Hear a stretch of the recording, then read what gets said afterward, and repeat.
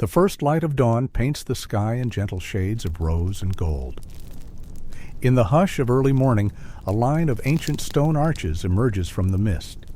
Each arch is perfectly reflected in the still water of a river below. A Roman aqueduct stands silently in this tranquil scene, its weathered stones glowing softly in the dawn. There is a profound calm here. In the distance, birds begin their morning chorus, and a faint breeze stirs through cypress trees that have watched over these arches for centuries. The air is cool and carries the subtle scent of damp earth and wild thyme.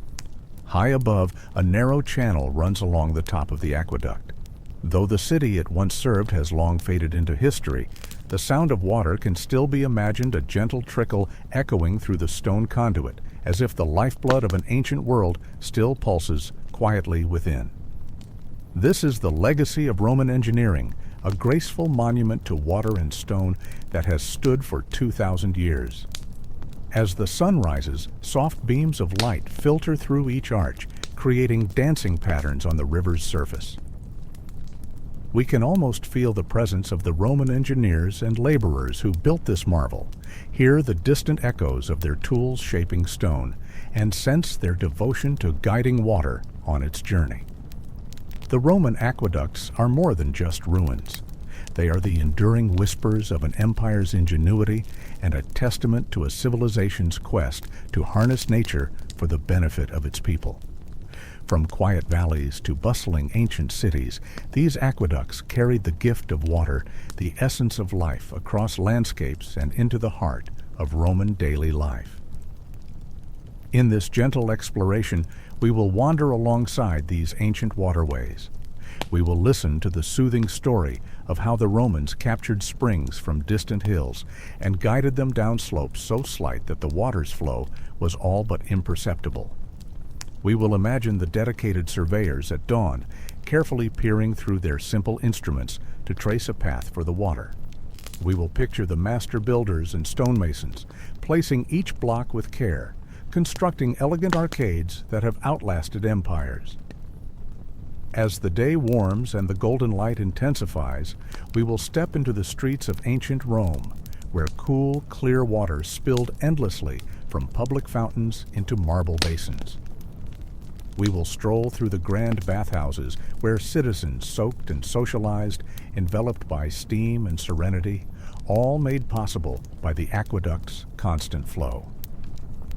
We will venture into lush gardens irrigated by aqueduct water, and into communal latrines where the murmuring stream beneath the stone seats carried away the worries of the city.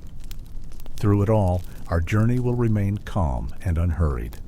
Like water itself, it will flow smoothly from the first spring tapped by Roman hands to the far reaches of the empire where aqueducts brought the promise of prosperity.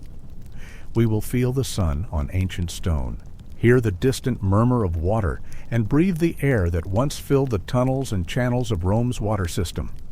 Now, as the world awakens around this ancient aqueduct, let us begin our gentle voyage back in time. We will follow the water's path from lonely hillsides down to the heart of the eternal city. We will meet the engineers whose genius ensured that gravity alone could move rivers, and we will see the quiet brilliance of their achievements. In the soft morning light, the engineering genius behind Roman aqueducts invites us to listen, to relax, and to dream of a time when fresh water flowed like a blessing through the arteries of an empire. Let us walk this path of stone and water together, slowly and peacefully, and discover the secrets that still whisper from each arch and flowing channel. Rome's thirst and the birth of aqueducts. Before aqueducts graced the Roman landscape, the city's inhabitants relied on nature's whims. In Rome's earliest days, families drew water from community wells and neighborhood springs. Rainwater was carefully collected from rooftops and funneled into clay jars and underground cisterns for the dry months. In a small town, these sources were sufficient, but as Rome grew from a cluster of hilltop settlements into a bustling republic, the limitations of wells and rainfall became painfully clear. Summer droughts left cisterns empty.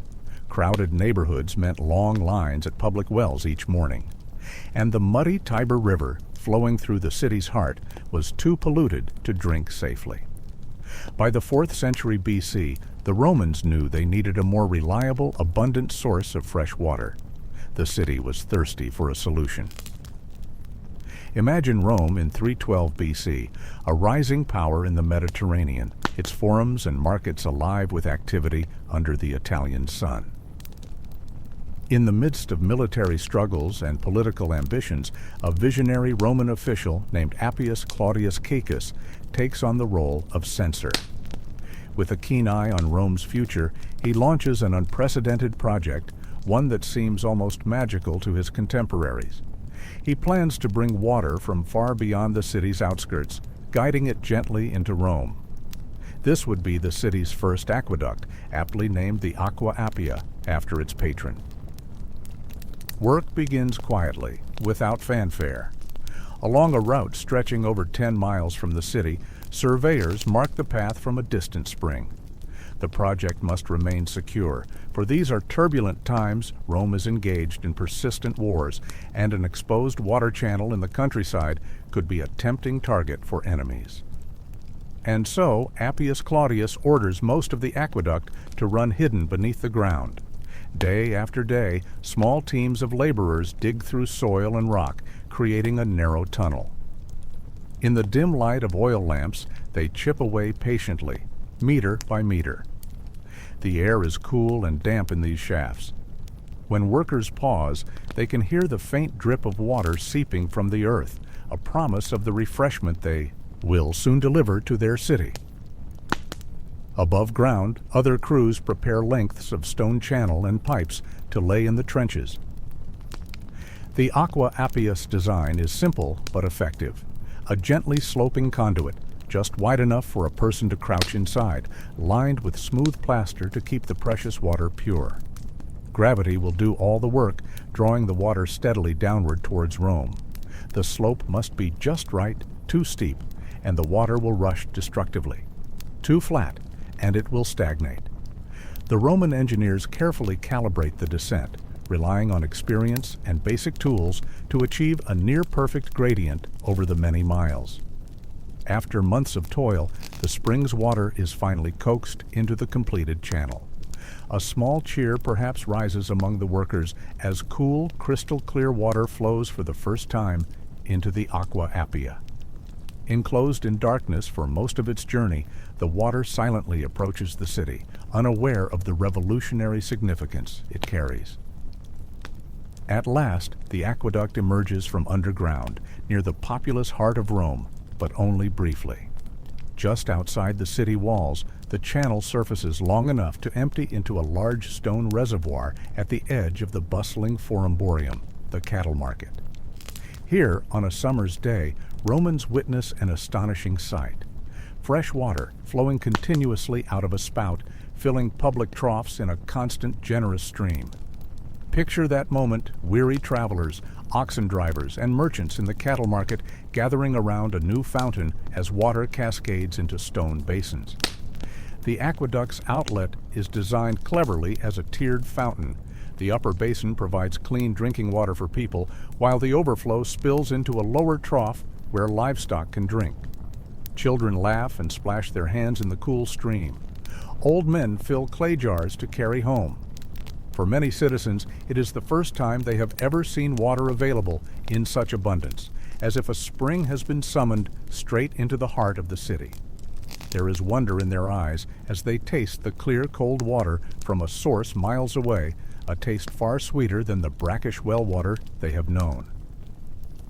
The Aqua Appia instantly transforms daily life in its small way. It runs day and night, a quiet benefactor, easing the water shortage at least for those near the Forumborium. Yet in truth, this first aqueduct is modest. Because it arrives at one of the lowest parts of Rome, its water cannot reach the hills or higher neighborhoods. Most Romans, especially those living in the crowded apartment blocks on the slopes, still must rely on wells and rain. But a beginning has been made. The seed of a new era has been planted, and it will soon grow. Rome's leaders quickly see the benefits of this marvel. A generation later, in 272 BC, after Rome has endured further wars and triumphs, funds from a military victory are dedicated to building a second aqueduct. This one is called Aqua Anio Vetus the Old. Anio Aqueduct, named after the valley of the Anio River where its waters are drawn. Constructed with the hard-won wealth seized from King Pyrrhus of Epirus, the Aqua Anio Vetus is an even greater undertaking than its predecessor. Its source lies further from the city in the Apennine foothills, and it carries more than double the volume of water of the Aqua Appia. With lessons learned from the first aqueduct, Roman engineers now dared to bring the new aqueduct's flow to higher elevations of Rome, expanding the reach of precious water. As Aqua Anio Vetus nears completion, imagine walking along its route through the countryside east of Rome. For much of its course, like the Appia, it is hidden underground, following the natural contours of the land. Every mile or so, square maintenance shafts rise from the earth, subtle signs of the lifeline flowing below. If you peer down one of these shafts, you might hear the echo of rushing water and catch a cool breath of humid air rising from the depths. Birds perch on the rim of the shaft, attracted by the moisture.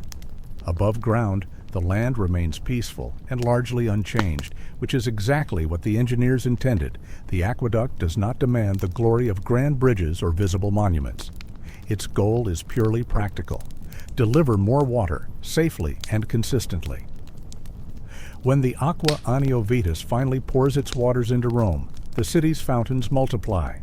Now not only the low-lying cattle market, but other districts can boast a supply of fresh water. Perhaps a new public fountain appears on a higher ground, where residents never had one before. The effect is quietly revolutionary. Cleaner water becomes available to more people, improving health and comfort. Rome grows a little larger, a little more confident that it can provide for its citizens even as populations rise. By the middle of the 2nd century BC, Rome's population has surged again, and its ambitions have grown correspondingly. 2 aqueducts are no longer enough. The existing conduits, having run for decades, are showing signs of age. Sediment and mineral deposits cling to their channels, narrowing the flow. Some unscrupulous landowners outside the city have even tapped the aqueduct pipes illegally to irrigate their fields, stealing water before it reaches Rome. Recognizing the deteriorating situation, the Roman authorities take action. In 144 BC, the Senate appoints a determined praetor, Quintus Marcius Rex, to overhaul the capital's water system. Under Marcius's supervision, repairs begin on the aging Appia and Anio Vetus aqueducts. Crews clear out debris and patch leaks in the tunnels. Illicit pipes diverting water are removed and sealed. The work is extensive. One can imagine teams of slaves and engineers moving methodically along the underground channels by torchlight, scraping away limescale and replastering sections that have cracked over time. As they work, the sound of their scraping and the flicker of their torches accompany the steady trickle of water that continues to flow, evidence that Rome cannot simply shut off its water supply, even for maintenance. The maintenance is done in stages, with clever rerouting to keep water flowing to the city as much as possible. Marcius Rex is not content with mere repairs. He has grander plans to quench Rome's growing thirst. He commissions a brand new aqueduct, the third for the city, naming it after himself, Aqua Marcia. Unlike the previous 2, Aqua Marcia reaches far into the distant hills, sourcing water from the cold, pure springs of the Anio Valley nearly 60 miles away. This will be Rome's longest aqueduct yet, and it soon earns a reputation as the most beloved. The spring that feeds it gushes from the earth icy and crystal clear. Romans will later praise Marcius' water as the sweetest in taste and the coolest to drink. To deliver this precious gift to Rome, the Aqua Marcius engineers must overcome great challenges. They chart a course that winds through hills and over valleys, maintaining that gentle, continuous decline that is the hallmark of all aqueducts. Portions of the Aqua Marcia run through deep tunnels, while other sections emerge to cross low swales on sturdy arches. Through marsh and rock, over ravine and plain, The aqueduct proceeds with one unwavering purpose: to bring its bounty to the Capitoline heights of Rome. When the Aqua Marcia finally opens, around 140 BC, the effect on Rome is dramatic. For the first time, an aqueduct reaches the high ground of the city, including the esteemed Capitoline Hill, where the great temples and many elite residences stand. Now, water can flow directly into areas that once had to make do with water carried up in jars by hand. New public fountains spring forth in the Forum and on the hills. The city's first large public baths can now be feasibly supplied, heralding the beginning of a new social institution for Romans. People celebrate the Aqua Marcia not only for its excellent quality, but for its ample quantity. The volume of water it provides dwarfs that of the older aqueducts. In a poetic sense, the Aqua Marcia is like a river tamed and brought into Rome's service, its waters cascading into the city day after day, inexhaustible and pure. Though a triumph, Aqua Marcia is not the end of Rome's aqueduct story. It is merely a high point in the Republic's efforts. As decades pass, the city continues to expand. Emperors succeed the Republic's consuls and censors, but the commitment to abundant water remains strong. In 125 BC, a minor aqueduct called Aqua Tepula is built, tapping a warm spring to the southeast. Its water is lukewarm and not as refreshing, but it adds to the network's capacity. Soon after, in 33 BC, during the twilight of the Republic, Marcus Vipsanius, Agrippa, a close friend and general of Augustus, takes charge of the city's water as an aedile. Agrippa is a man of action and vision. During his year in office, he reportedly dedicates resources to repair every conduit and even personally funds new waterworks. He oversees the construction of the Aqua Julia, named in honor of Augustus's family, the Julii. Aqua Julia carries yet more water from the countryside, in part mixing its flow with the older Aqua Tepula along the way. Agrippa doesn't stop at building aqueducts. He dramatically expands the distribution within the city. Ancient writers claim that in this period, Agrippa opened hundreds of public fountains and dozens of new bathhouses across Rome, all supplied by the aqueducts he improved and expanded. We can imagine him walking through Rome's neighborhoods, ensuring that almost every district has access to a public source of water. Under Agrippa's energetic direction, the city of Rome becomes a realm of flowing water, a gift to the populace that cements his legacy as a benefactor. By the time Augustus rises as the first emperor, Rome already boasts a robust system of aqueducts: the old Appia and Anio Vetus, the esteemed Marcia, the lesser Tepula, and Julia, all weaving an invisible web of water beneath and above the ground. The city's fountains splash in every quarter, and the era of water scarcity seems a thing of the past. Rome has quenched its thirst through ingenuity and willpower. What began as a single hidden channel in 312 BC has, over 3 centuries, grown into a network of multiple aqueducts crisscrossing the Roman countryside. Yet the story does not end here. In fact, the true golden age of aqueduct construction is dawning with the rise of the Roman Empire. The emperors will soon take up the mantle of water suppliers, pushing the boundaries of engineering even further. But it all began with those first brave channels, the Aqua Appia bringing water to the cattle market's troughs, the Anio Vetus doubling the flow, and the Aqua Marcia cascading pure alpine water down into the heart of Rome. These early aqueducts laid the foundation, both literally and figuratively, for one of Rome's greatest achievements: a city perpetually refreshed by living water. An empire of water. Aqueducts in the imperial era. With the dawn of the imperial era under Augustus, the building of aqueducts became not just a practical necessity, but a point of prestige for Rome's rulers. Augustus understood that providing plentiful water to the populace was a cornerstone of a thriving city and a contented society. The emperors took over where the Republic's magnates left off, greatly expanding and refining the water supply system. The first emperor's reign saw the completion of the Aqua Virgo in 19 BC, another engineering triumph masterminded by Agrippa. The Aqua Virgo wound through underground channels for over 12 miles, bringing cool spring water into the heart of Rome. Its terminus was near the Campus Martius, and it famously provided water to the Baths of Agrippa, one of the earliest large public bathhouses in the city. So pure and reliable was the Aqua Virgo's flow that, remarkably, its water still runs through parts of Rome today. Centuries later, Renaissance engineers would reactivate its channels to supply the Trevi Fountain, allowing us to drink of the same source. Under Augustus, another aqueduct, the Aqua Alsitina, was constructed around 2 BC, though this one was a peculiar outlier in Rome's system. The Aqua Alsiatina carried water from a lake, Lake Alsiatinus, west of the city, and delivered it to the district of Trastevere on the western bank of the Tiber. However, its water was not fit for drinking. It was somewhat muddy and had an earthy taste. Why build an aqueduct for non-potable water? The reason was largely utilitarian and perhaps a bit extravagant. Aqua Alsitina supplied water to the lush gardens on that side of Rome, and more spectacularly, it fed a massive artificial lake constructed by Emperor Augustus for naval battle reenactments.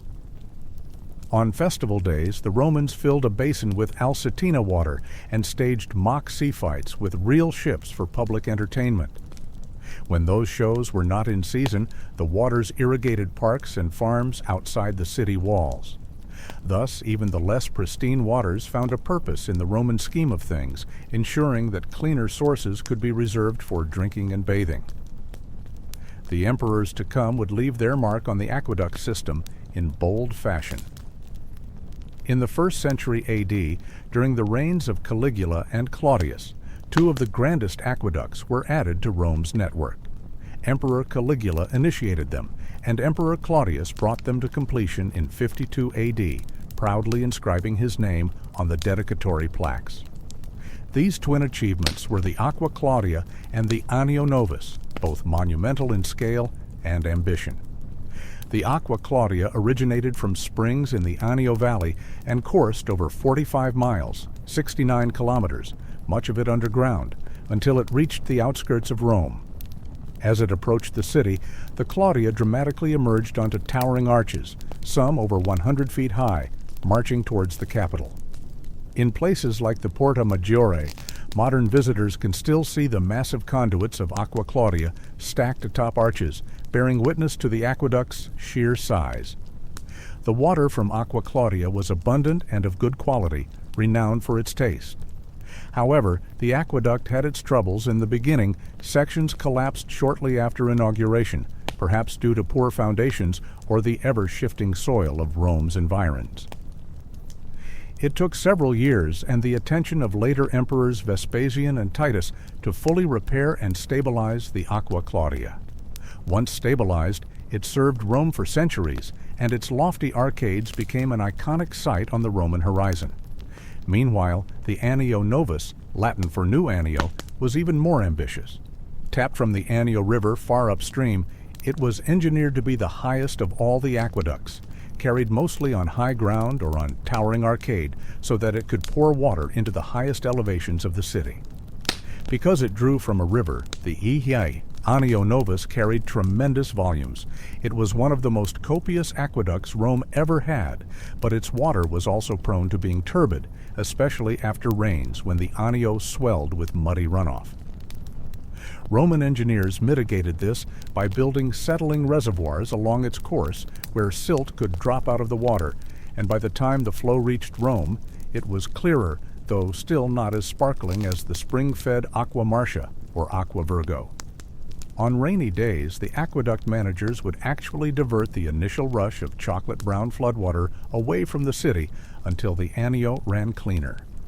Despite these challenges, Anio Novus became a crucial artery in the network, ensuring that even during the dry summer months, Rome had an excess of water to supply its ever-growing population and its new extravagant public baths. As each emperor added to the aqueduct system, Rome's water network became an intricate web.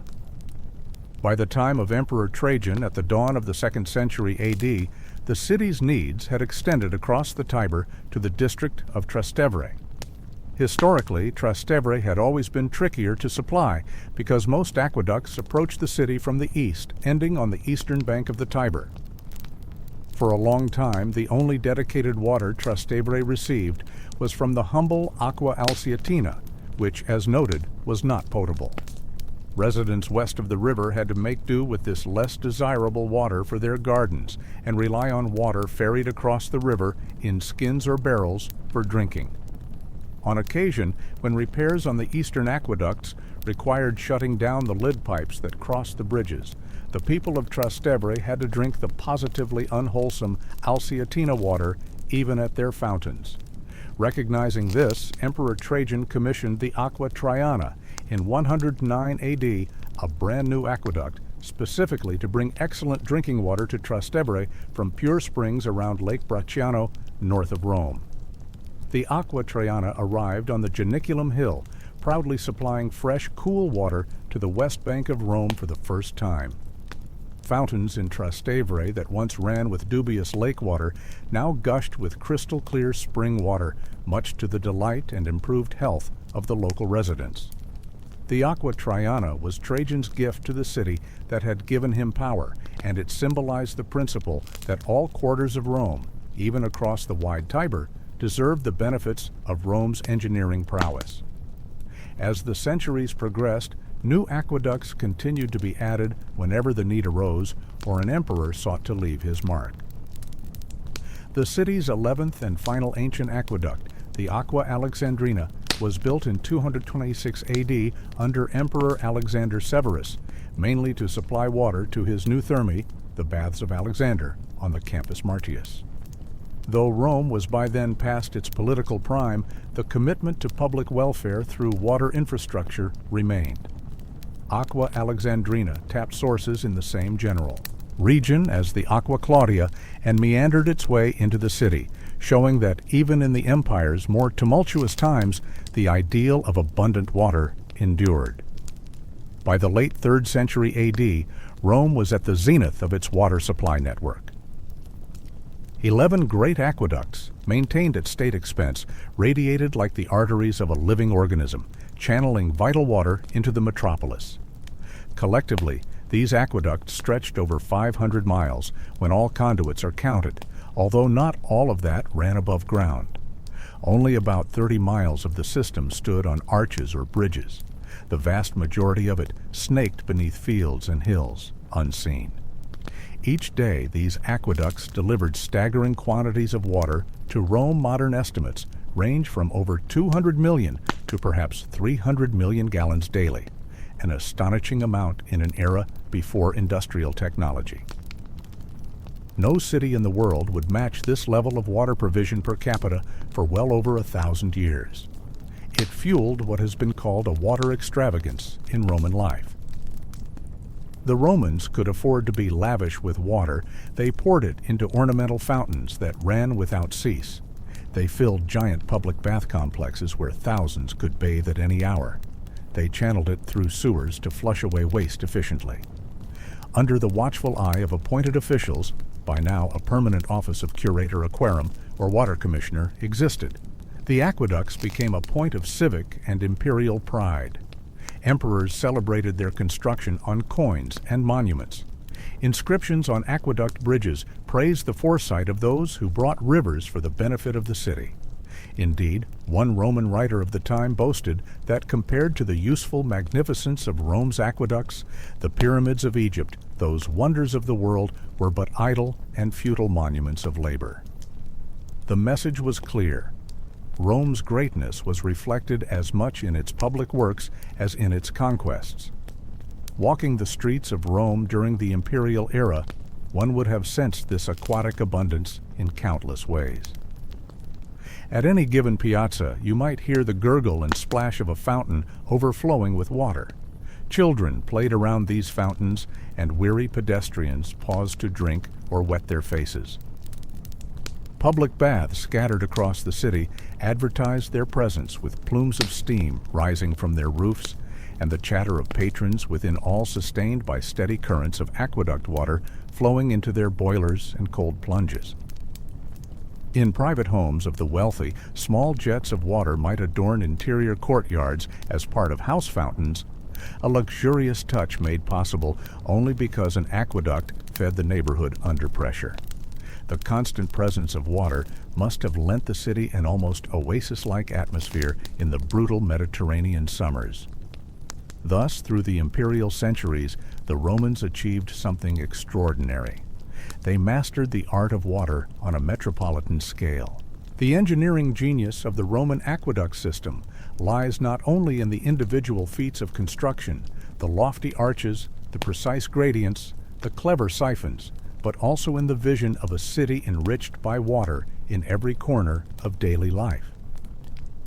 By the time we reach the height of the Roman Empire, the once water-starved city of mud and brick had transformed into a marble metropolis where fountains glittered in the sun and thermae, bathhouses, welcomed tens of thousands of citizens each day. It's little wonder that later generations would look back in awe at this system.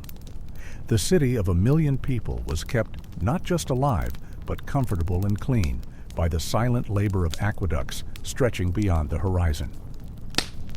The Roman Empire had many glories, but in the eyes of some ancient observers, the aqueducts ranked foremost among them. As we leave the era of imperial expansion, one can almost hear the contented murmurs of water in every part of the capital, a gentle music that symbolized Roman prosperity and ingenuity at its zenith. Planning, surveying, and design. Guiding waters. Gentle descent. Every great aqueduct began not with stone or mortar, but with a careful survey of the land and a vision drawn on a wax tablet. The Romans understood that water is a dutiful servant of gravity. It will flow downhill, but only if coaxed along a continuous, gentle slope. Too steep a descent, and the water's force could damage the structure. Too shallow, and the flow might stagnate or even stop. Thus, the first task of the Roman aqueduct engineer was to find the perfect path across miles of countryside, one that never rose above the source and maintained a steady downward inclination all the way to the destination. This required patience, skill, and a deep understanding of the landscape's contours.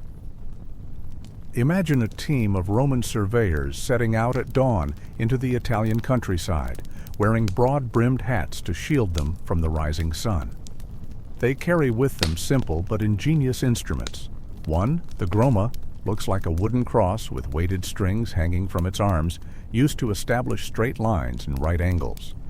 Another, even more important, is the courtyards, a hefty 20-foot-long wooden frame supported on legs, with notches and hanging plumb lines, essentially a giant carpenter's level. In an open field, dew glistening on the grass, the chief surveyor, librator, orders his assistants to set the courtyards in place. They adjust the legs, watching the plumb bobs against marked lines on the braces, ensuring the beam is perfectly horizontal. On the beam's top is a narrow groove, which they fill with water.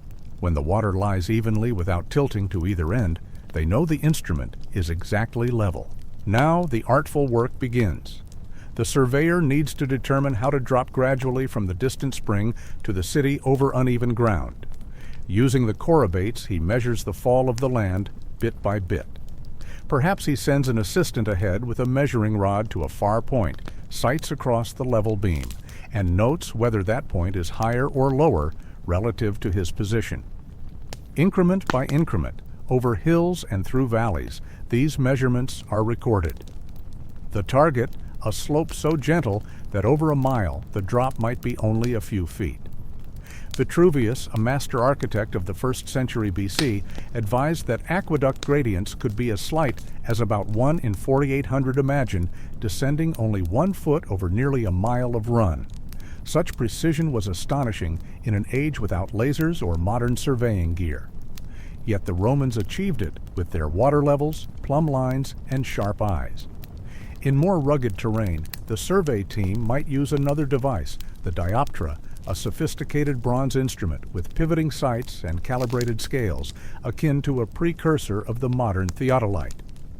By peering through its sights at a rod held by a distant assistant, a surveyor could gauge not only horizontal alignment, but also subtle differences in elevation. In practice, many Romans still preferred the old reliable chorobates for leveling simple physics, water finding its level, assured its accuracy when the wind was still.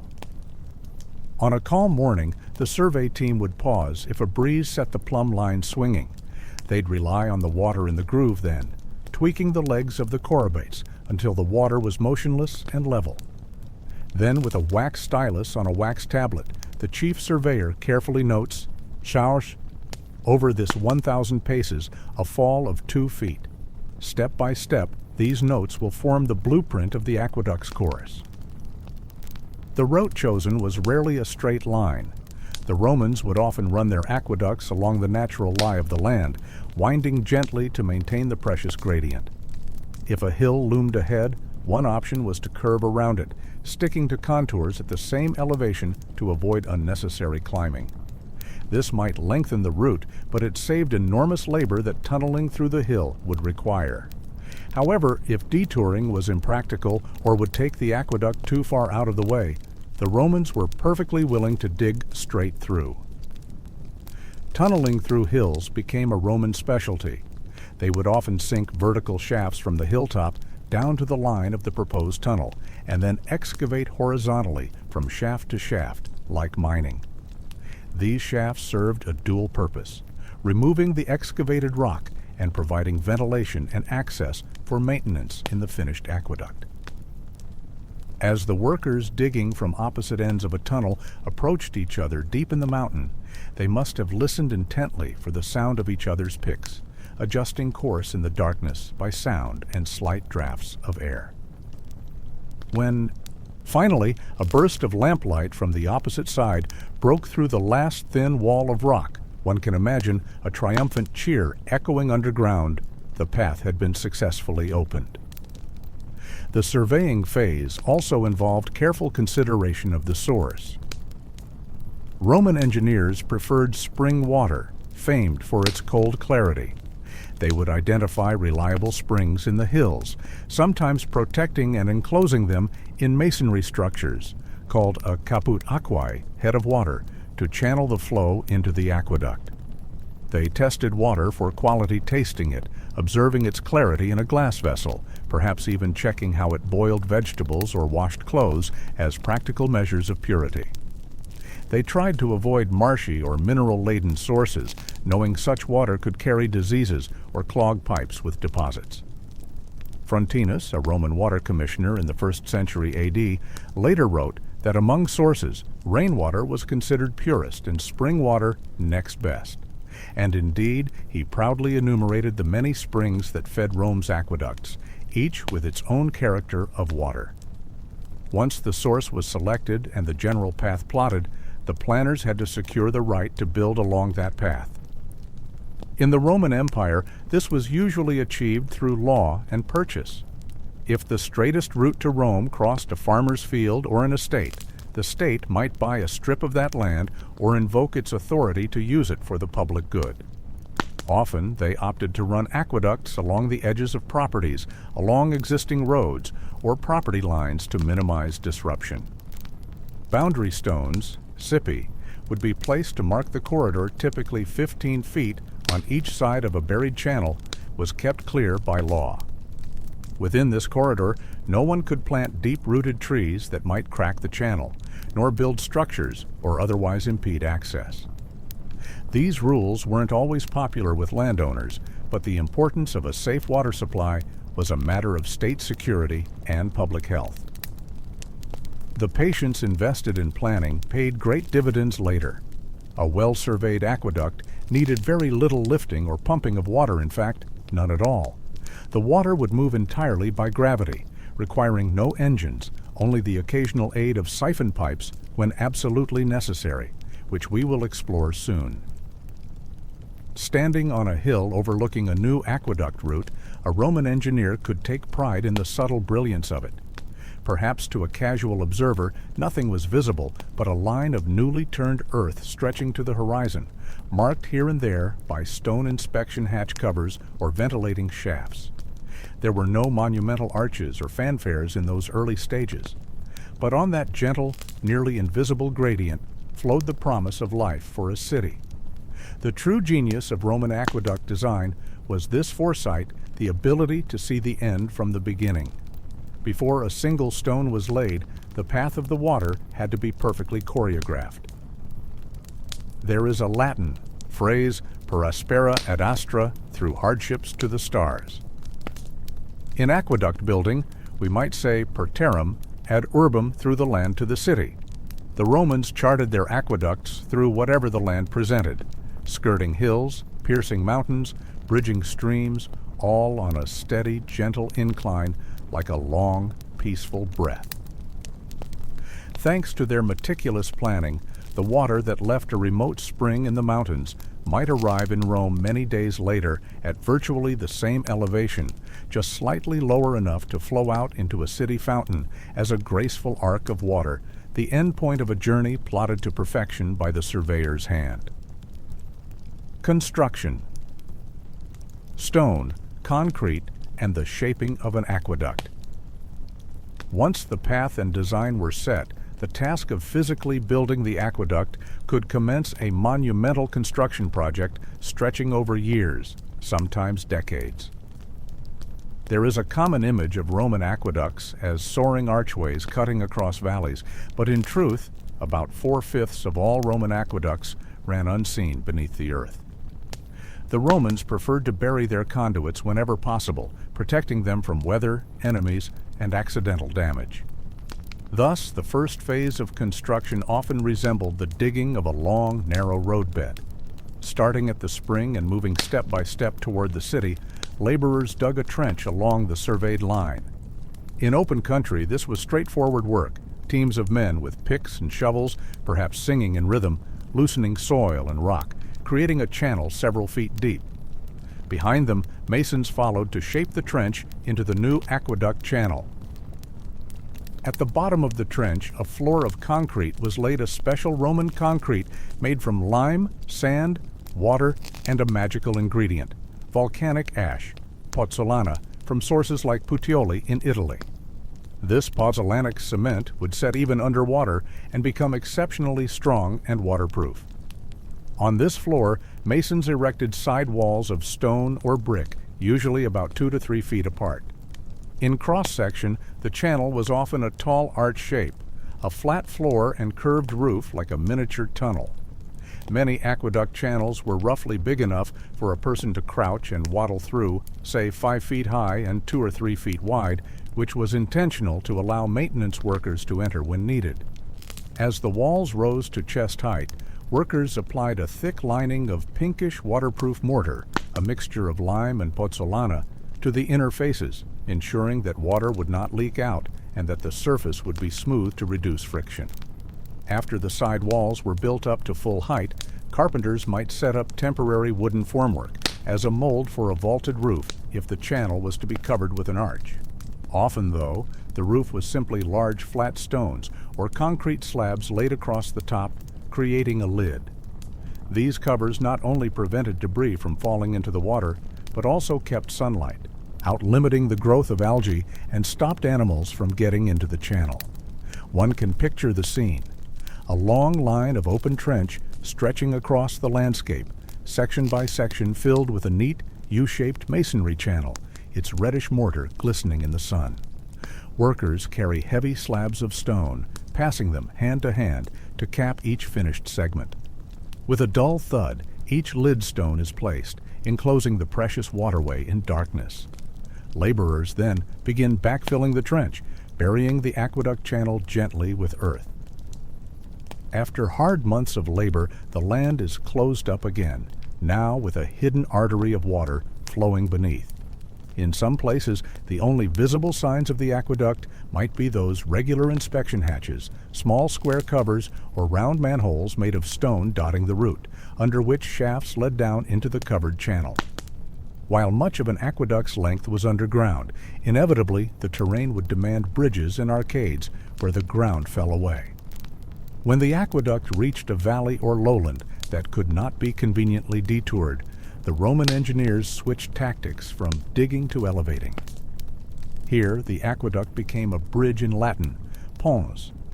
The process of building an aqueduct bridge was akin to raising a long viaduct of arches across the dip in the land. Roman construction crews began by establishing foundations for solid piers at intervals across the valley. They might drive timber piles into soft ground or dig down to bedrock to ensure a stable base. Then, courses of stone and concrete were laid to erect the piers upward. In grand aqueducts, like the Pont du Gard in Gaul, these piers could be massive, wide enough to support multiple tiers of arches. The stones for such projects were often quarried nearby. If you listen in your mind, you might hear the ring of chisels as laborers and slaves shaped each block to fit its neighbors without a sliver of space in between. As the piers climbed higher, wooden scaffolding encased them like skeletal ribs. Agile workers clambered up and down these timber frameworks, carrying baskets of mortar and stones, unfazed by the height, as they had grown accustomed to erecting Rome's many multi-story buildings.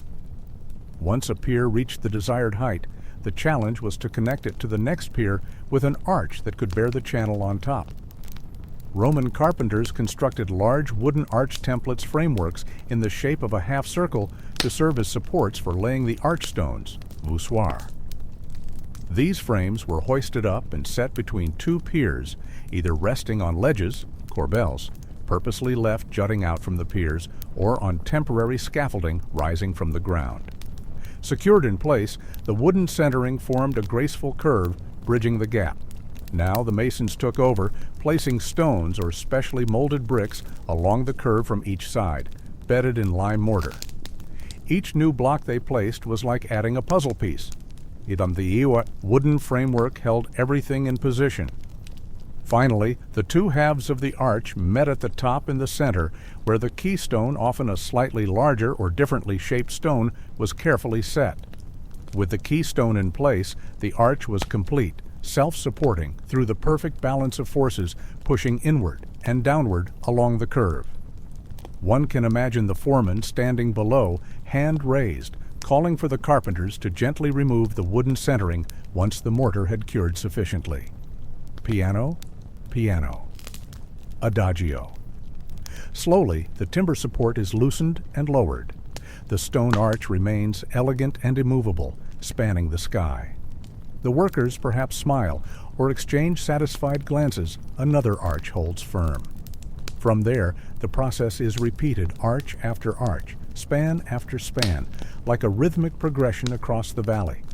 Each wooden frame is set, stones are laid, a keystone drops in, and a new arch of the bridge stands complete. Piece by piece, the aqueduct crosses the void. On top of these arches, the channel itself, identical in function to the underground portions, is built or placed. If the aqueduct bridge is narrow, the channel might actually lie within the upper part of the arch structure, flush with its top. If the bridge is wide or multi-tiered, the channel may run as a separate small wall along the top of the highest tier of arches. In either case, masons line the channel with the same waterproof cement and cover it with tiles or slabs.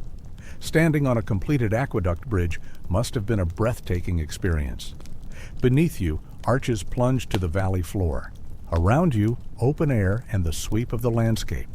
And within arm's reach, encased in a masonry sleeve, runs life-giving water toward the city.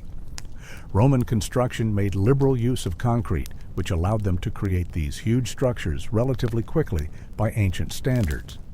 Instead of carving every piece from solid stone, they often built the cores of piers and walls from opus caementicum, a mix of rubble and cement poured in layers, then faced it with attractive stone or brick. If you walk by a finished aqueduct, you might see a facade of neat rectangular blocks or an orderly grid of bricks, but behind that veneer was a heart of conglomerate concrete that bound the whole structure together like a monolith. This concrete is one reason so many aqueduct remains endure today. It was immensely durable, especially the varieties mixed with volcanic ash, which even seawater could not erode easily. In the late Republic and Imperial periods, brick-faced concrete became a favorite technique, easy to mold into curves and cheaper than solid stone. Arches of aqueducts were often constructed with brick voussoirs, a testament to the material strength when used intelligently. During construction, logistics were vital. Building an aqueduct was often a multi-generational project, with different teams tackling different sections simultaneously. There were the trench diggers, the tunnelers, the bridge builders, the masons, the plasterers, and the general laborers who moved materials. Cranes powered by human tread wheels lifted heavy stone blocks into place, guided by men using ropes and shouting coordinates. Carts and wagons delivered stone and lime along the cleared corridor. For miles, the construction zone might snake along, with segments at different stages. Here, a trench being dug. Further along, a crew laying masonry in a finished trench. Farther still, an elegant row of half-built arches, and near the city, perhaps the final touches being put on a grand terminus tank where the water would enter Rome. As each portion of the aqueduct was completed, engineers would test it in stages. They might allow water to flow through a short stretch to see if the gradient was working correctly, adjusting by adding more plaster to raise the floor if the water ran too slowly, or chiseling a bit if it pooled. Fine-tuning was part of the process. Every aspect of construction aimed to balance three key factors: structural stability, water tightness, and maintaining that precious gentle slope. When all three were achieved, the result was a conduit that could last for centuries with surprisingly little need for repair. Finally, imagine the day when construction of an aqueduct was finished end to end. Perhaps an inscription was carved on a stone slab at the head of the aqueduct, crediting the emperor or official who sponsored it, with a date and an expression of pride. I, Emperor so-and-so, brought water from X miles away to the people of City Y. With ceremony, a small sacrificial offering might be made to the water god's libations, to Juturna, the nymph of springs, for example, to thank them for the gift of water. Then, a wooden sluice at the spring head is lifted, or a temporary dam is removed. Clear, cool water, until now confined to its spring and local brook, surges down into the stone channel prepared for it. Across plains, through hills, over arches, the water courses, invisible for most of its journey except to the ears, a faint burbling underfoot. When it finally reaches the city gates and spills out in a controlled fountain or receiving tank, the construction crews can sigh in relief and delight. The project that occupied perhaps a generation of effort is now alive, a river flowing uphill, from the perspective of those in the city, by virtue of human diligence and ingenuity. In that moment, all the chiseling, digging, lifting, and aligning gains purpose. A new thread of life has been woven into the urban fabric, ready to offer its endless, glittering stream to the people of Rome. Bridgework and siphons, spanning valleys. At twilight, the Pont de Garde stands gracefully over the Garden River in southern Gaul, its golden stones reflected in the calm water below.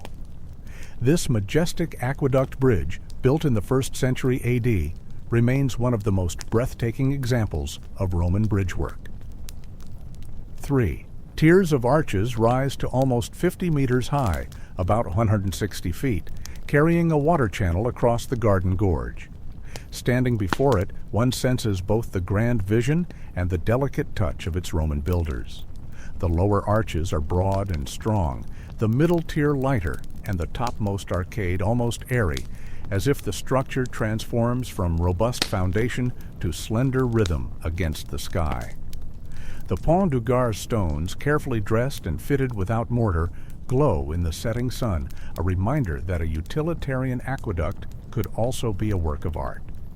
Aqueduct bridges like this were used whenever an open valley or river lay in the aqueduct's path. The Romans could have chosen to detour around some valleys or drop the water into pipes and back up, using inverted siphons, which we will discuss shortly. But often the direct route across a depression was best achieved by carrying the conduit on a bridge.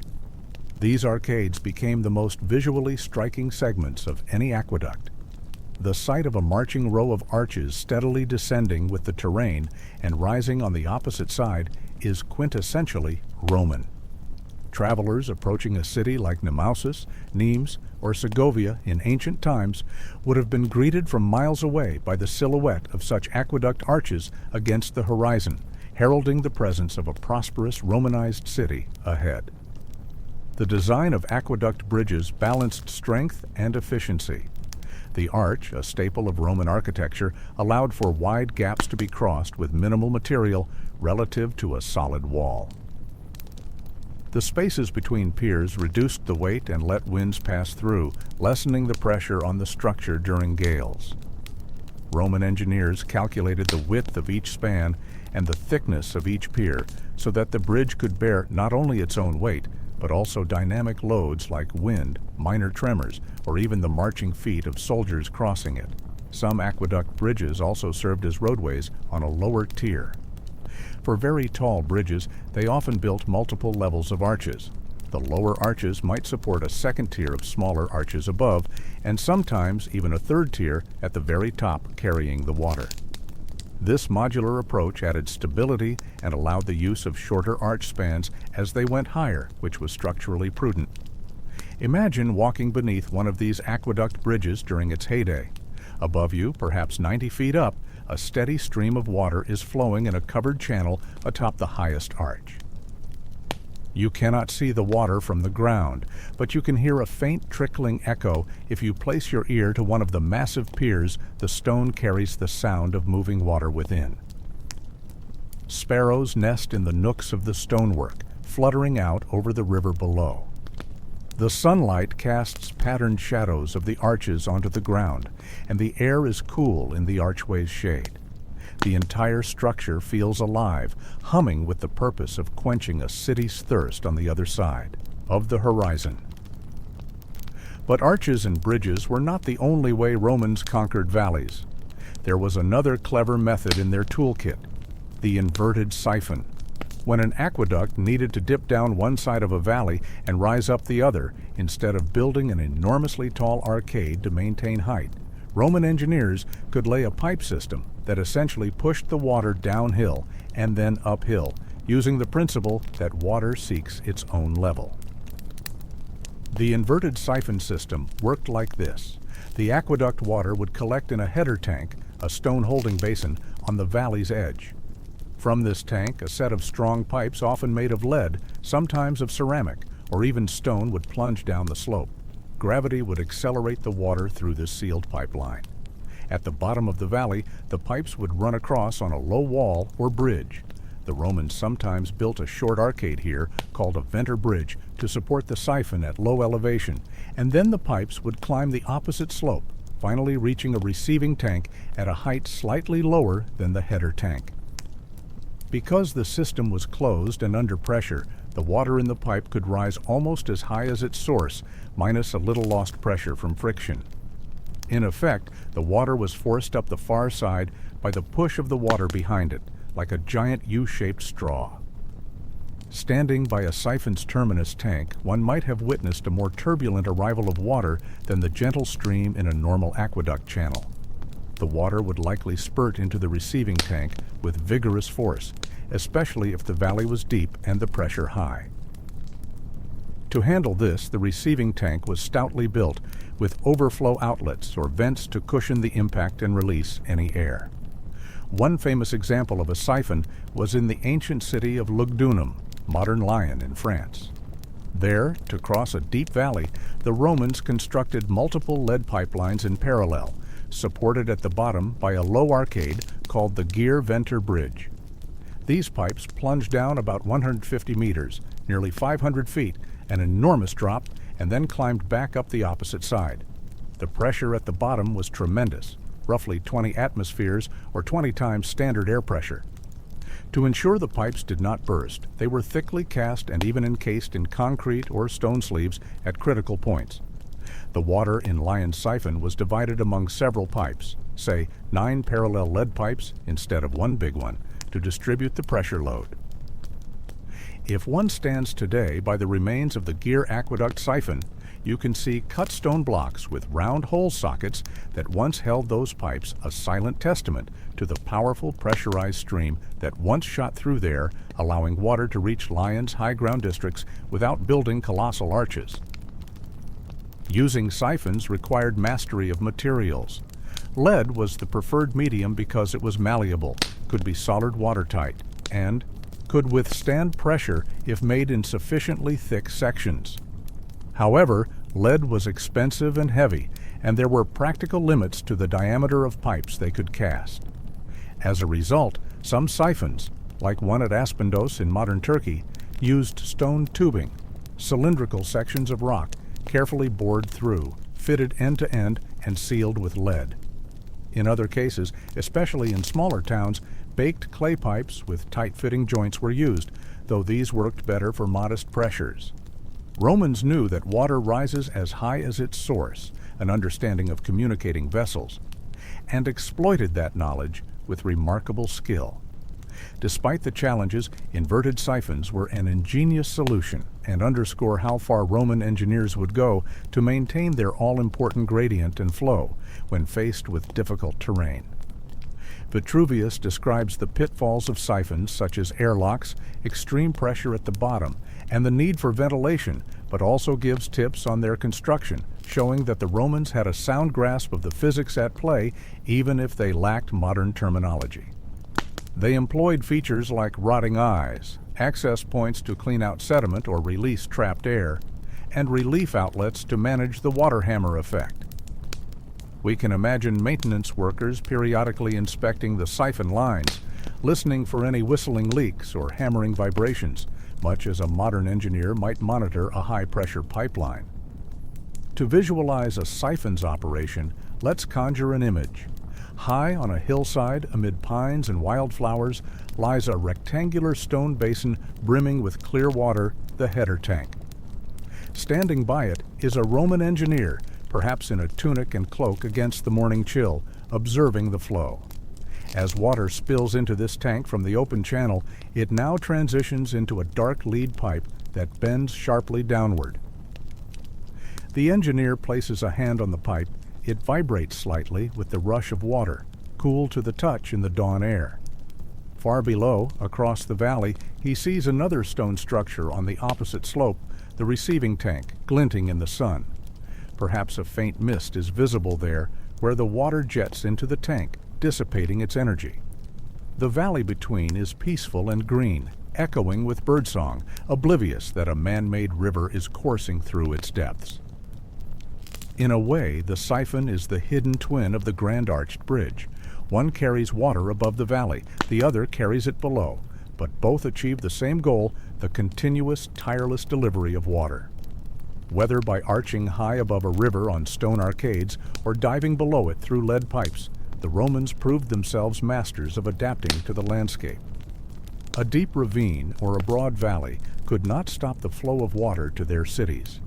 The aqueduct would simply change form now, an elegant arcade striding over a river, now a forceful stream hurtling through pipes beneath the ground, but always emerging on the far side, carrying on as before. These feats of bridge work and siphon engineering were often marveled at by those who saw them. Even today, to stand by the intact arches of the Aqueduct of Segovia in Spain, or to view the subtle ruins of a siphon system in the hills of Tunisia, is to feel the ingenuity that allowed Roman water to obey its masters, flowing where nature had not intended it to flow. The valleys were no longer obstacles. They were simply another element of the landscape that Rome had learned to overcome on the path to quenching its city's thirst. Vigilance and maintenance. Keeping the water flowing building an aqueduct was only the beginning of its story. Once the water was coursing down the channels, the Romans had to ensure it kept flowing cleanly and reliably year after year. Aqueduct maintenance was a task as critical as its construction, entrusted to a dedicated workforce and guided by regulations and practical wisdom handed down through generations. The aqueduct system was in many ways the lifeblood of the city, and like any living system, it required care, attention, and occasional surgery to remove obstructions or heal breaches. Along the length of each aqueduct, at regular intervals, the Romans built in access points removable cover stones, inspection hatches, vertical shafts, specifically so that human eyes and hands could periodically enter the channel. Official equerri, water workers, patrolled the routes daily, especially near the city. One can picture these men walking along the aqueduct's course at dawn on a quiet rural morning. They know exactly where the channel runs by the line of marker stones or the low grassy ridge in the fields.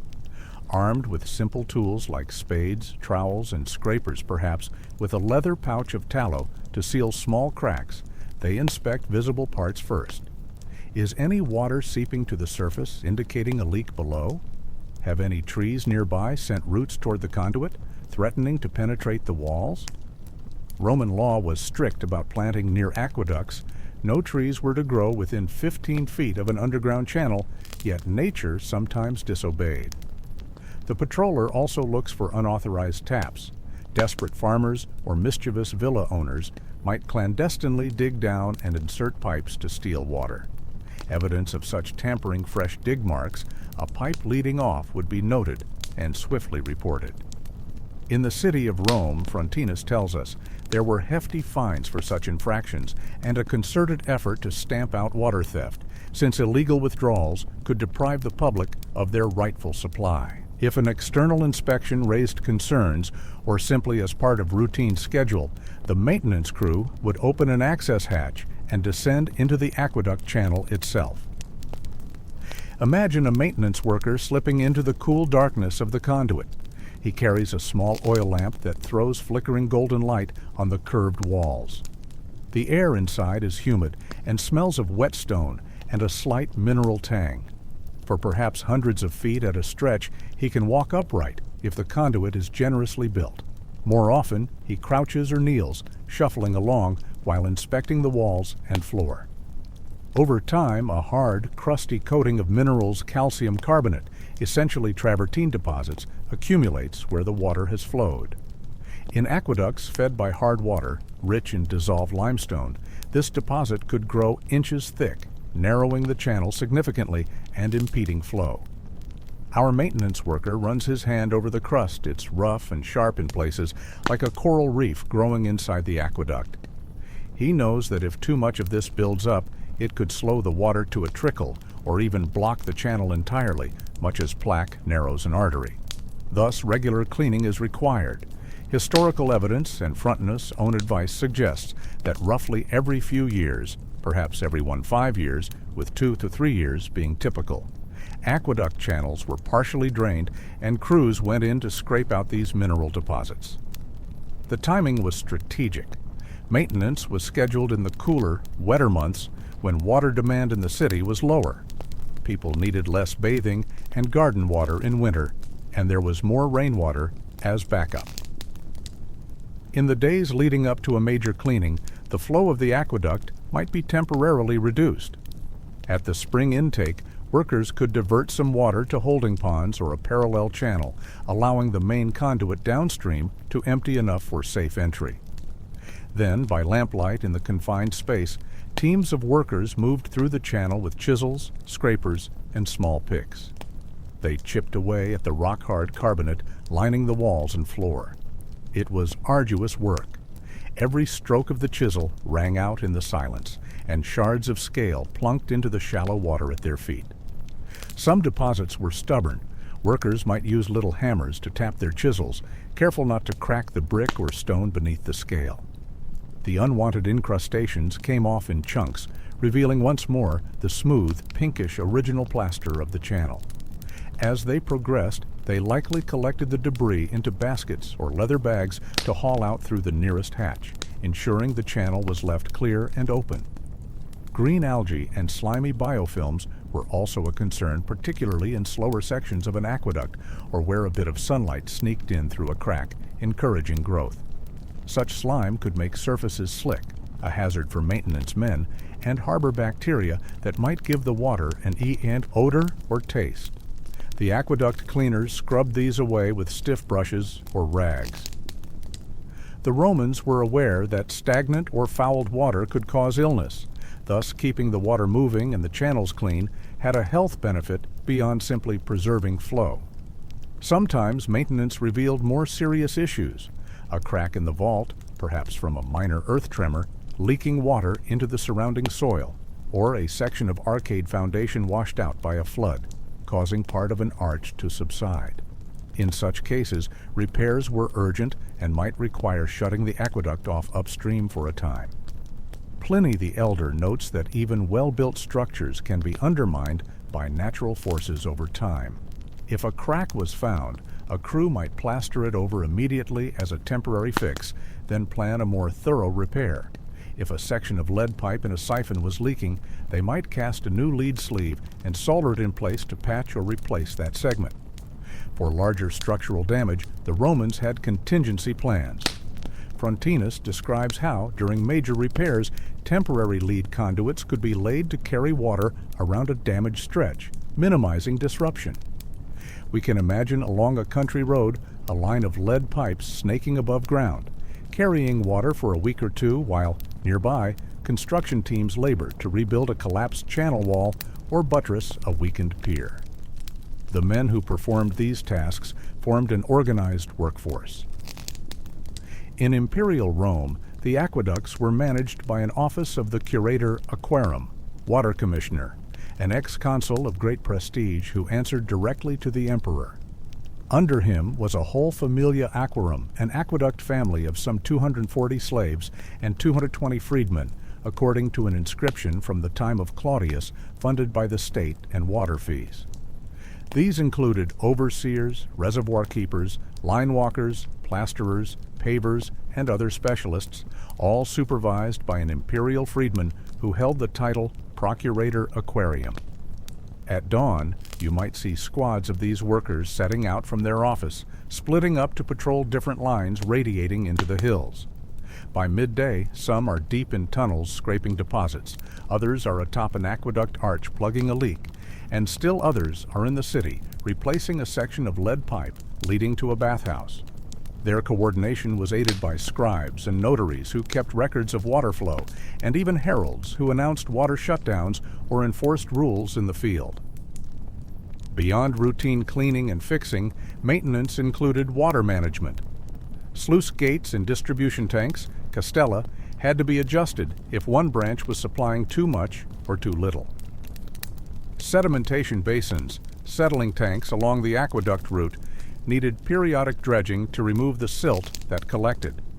This was another important task. Many aqueducts included large basin structures where the flow slowed enough to let sand and heavy particles sink. These basins would gradually fill with a layer of mud. Periodically, workers would wade in after diverting flow and shovel out the accumulated sediment, keeping the basin functional. It was muddy, unglamorous labor, but it protected the city's fountains and pipes from clogs and ensured that the water remained as clear as possible. Frontinus, during his tenure as curator aquarum around 97 AD under Emperor Nerva, took immense pride in cracking down on any negligence or corruption in the system. He suspected that some maintenance workers might be colluding with water thieves or taking bribes to ignore illegal taps. He systematically measured flows and checked every official outlet, finding many discrepancies between what was allotted and what was actually being drawn. With reforming zeal, he had illegal pipes removed and standardized the outlet sizes, the calyces or little bronze gauges at the distribution tanks. His efforts can be read as part technical manual and part stern warning. He famously wrote that anyone stealing water would be caught because he had all the relevant calculations to hand. This initiative not only saved water, but likely also improved the maintenance culture. Honest workers would not have to tolerate unscrupulous colleagues or secret taps undermining their work. It shows that maintenance was not only physical, but also administrative. It required vigilant management of resources and people in true Roman bureaucratic spirit. In the cool evening, as Rome's maintenance crews finish their rounds and return home after a long day, the results of their labor become quietly evident. Fountains flow with robust streams because upstream the channels are clear and smooth. Public baths have plenty of hot water because the aqueduct feeding their boilers hasn't been allowed to falter. Sewers run relatively clean because ample water flushes them.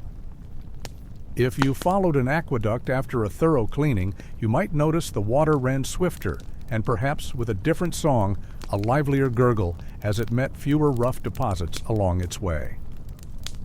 The Romans likely took these subtle signs as proof of a job well done. Maintaining the aqueducts was a never-ending duty, a continuous cycle of vigilance through the seasons. It was thankless in some respects. When all was working perfectly, few citizens thought about the men who trudged through dark tunnels by lamplight or dangled from high arches to patch a crack. But if maintenance ever faltered, everyone felt it in a dry fountain, a low bath cistern, or a dusty, unwatered garden. The keepers of the water understood this responsibility deeply. Thanks to their vigilance, many of Rome's aqueducts ran for centuries almost uninterrupted. Some were still being maintained and used into the early Middle Ages. The Aqua Virgo, for one, never stopped. The empire might have waned, but as long as the water flowed, some semblance of civilized life carried on. Water for the city, fountains, baths, and homes. In the early dawn of Rome, before the sun has fully risen, a small line of people forms around a public fountain on a street corner.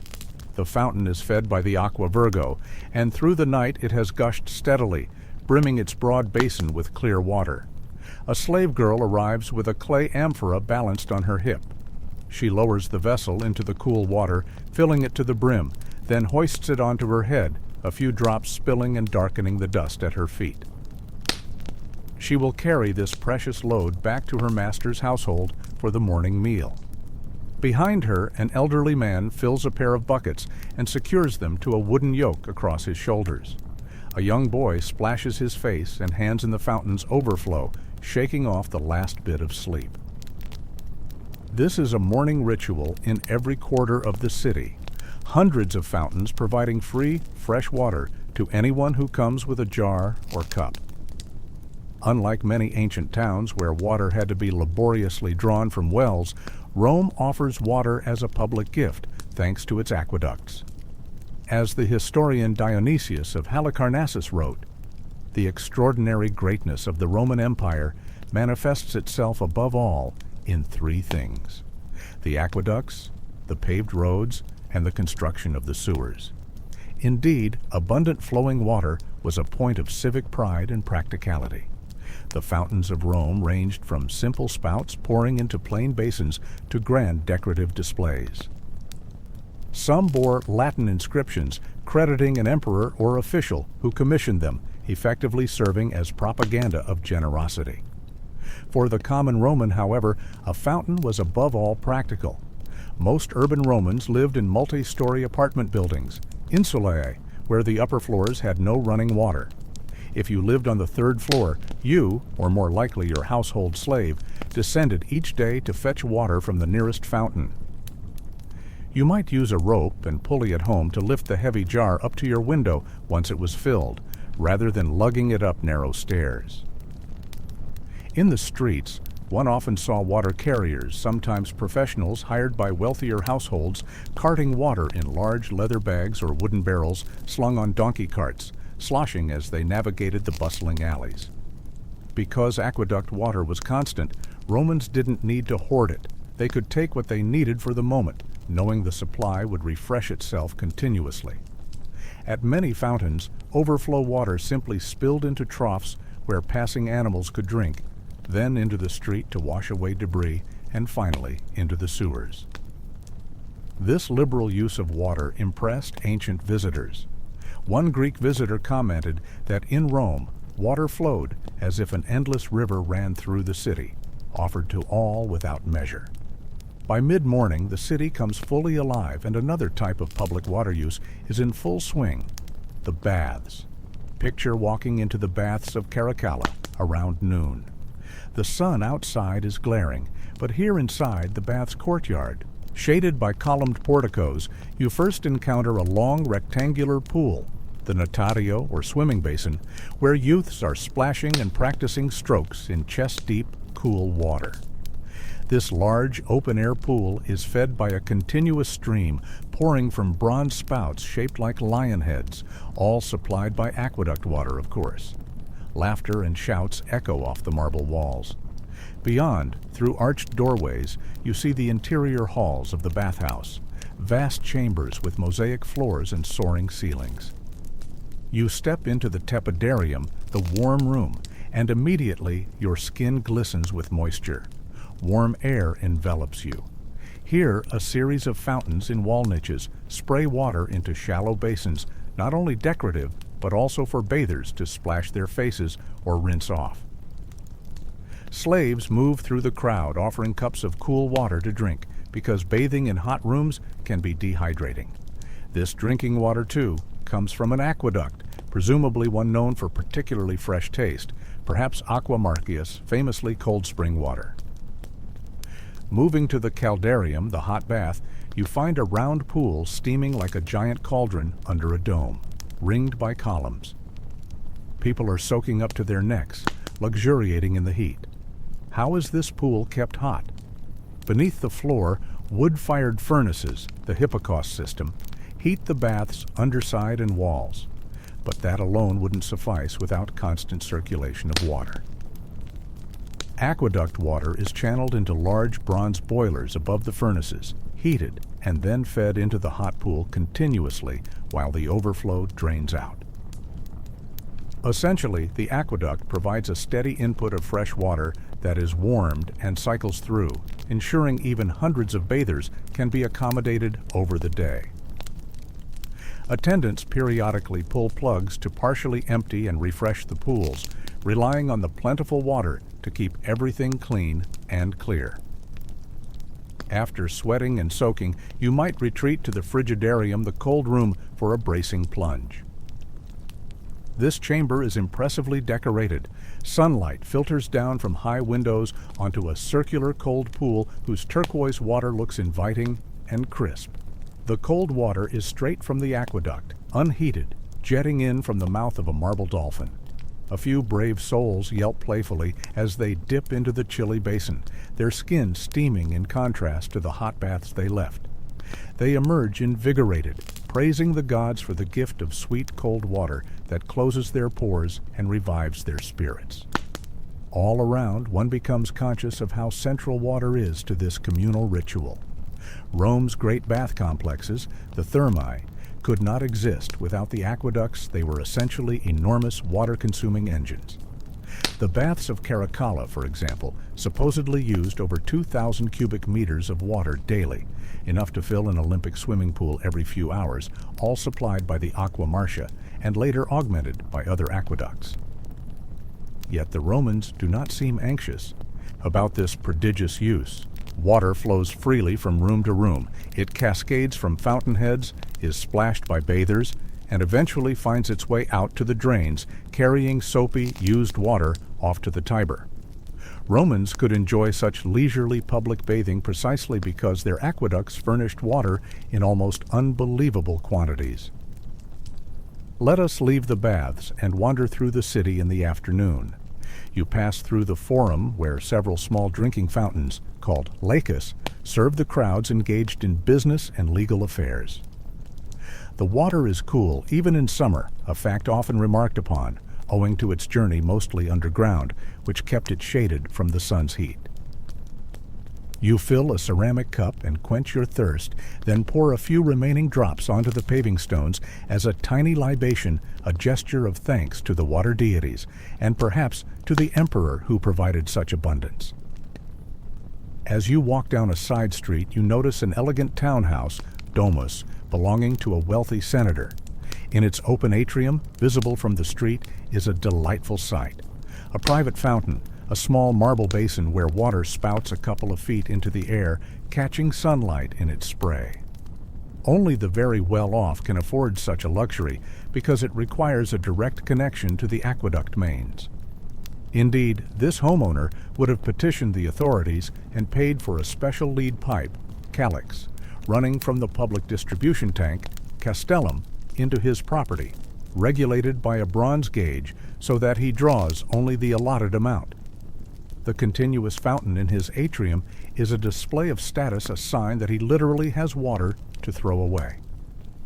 The excess from his fountain likely flows along a little channel to water his garden plants in the peristyle, or perhaps to supply a small private bath before ultimately draining out to the street.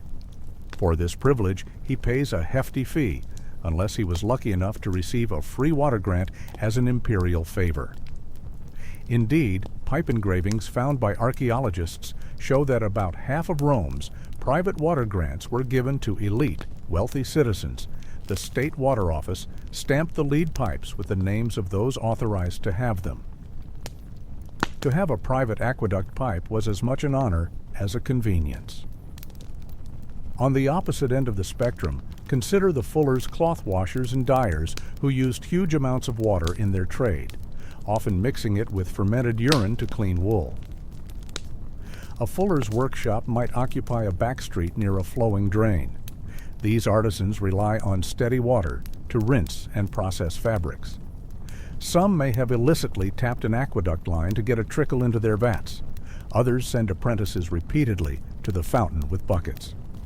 The authorities knew that industries like fulling, dyeing, tanning, and milling consumed immense water, but generally they tolerated such uses of overflow water at designated times because these industries were essential to the economy. In some cases, fullers were explicitly allowed to draw water from excess channels for a fee once public needs were met. As evening approaches, our path leads us to one of Rome's public latrines, perhaps the large multi-seat latrine near the Forum of Augustus, which many citizens use on their way home from work. It might seem odd to highlight a latrine, but Roman public latrines were themselves an innovation made possible by running water. Stepping inside, let's imagine politely that it's empty except for a caretaker finishing up cleaning. We see a long, polished stone bench with keyhole-shaped openings. Beneath the bench flows a continuous stream of water, supplied by an aqueduct-fed branch channel. This water carries away waste promptly and efficiently, essentially functioning as a giant flush toilet for the whole row of seats. In front of the bench is a shallow water trough. People dip sponge sticks, the Roman hygienic tool, in this trough to rinse them. The water here is also constantly refreshed by aqueduct flow.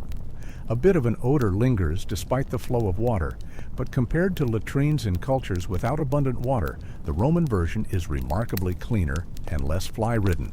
The aqueducts make this possible.